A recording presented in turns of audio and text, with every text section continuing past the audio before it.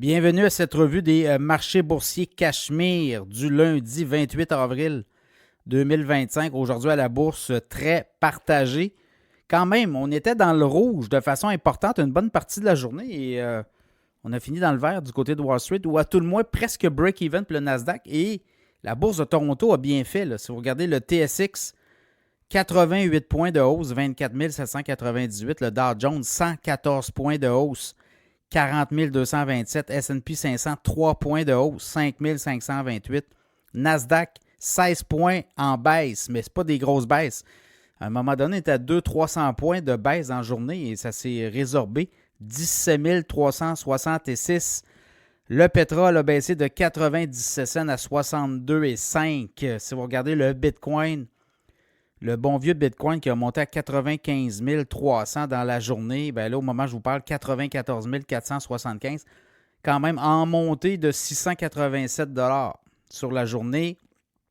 L'once d'or monte de 24,50 $, 3 342,80. Aujourd'hui, journée quand même passablement tranquille parce qu'on va avoir des gros résultats, on va avoir des données mercredi, notamment sur l'inflation américaine, on va avoir des données sur le PIB américain. On a des poids lourds de l'économie qui s'amènent. Mercredi, Meta, Microsoft.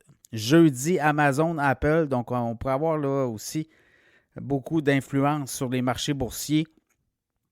Mais surtout, inflation, PIB, c'est des données très attendues pour savoir si l'économie américaine évolue dans le bon sens, si l'inflation diminue, est-ce que l'économie américaine souffre. Évidemment, les tarifs, c'était le 2 avril. Là, on va avoir le premier trimestre de l'année, janvier, février, mars.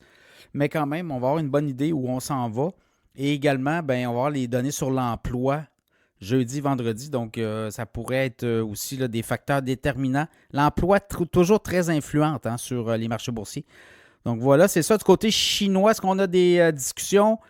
Scott Bessent, secrétaire au Trésor, du côté de Trump, dit, lui, la Chine devra désescalader. Ça devra venir d'eux.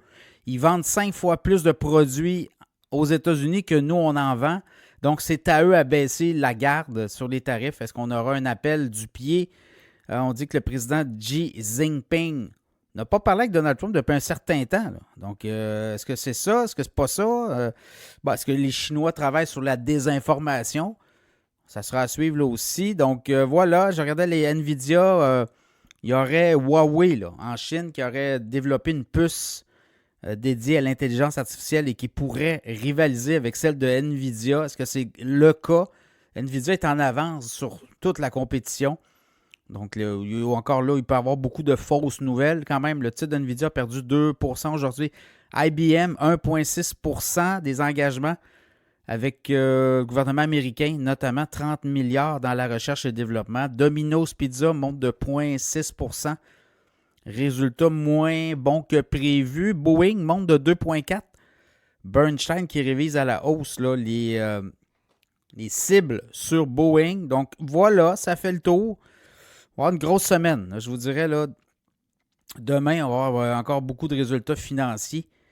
Demain, on va avoir SoFi, Visa, PayPal, Snap.